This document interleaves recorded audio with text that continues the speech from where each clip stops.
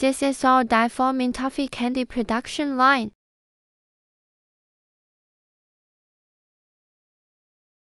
The sugar are squeezed into strips from the extruder and then shaped into the required size using a strip sizing machine.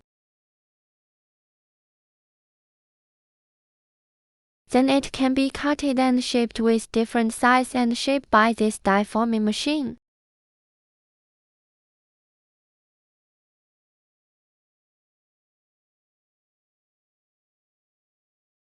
The shaped candy will transferred into the cooling tunnel. The cooling tunnel with multi-layer, so the candy can be cooled down easily and the capacity is higher.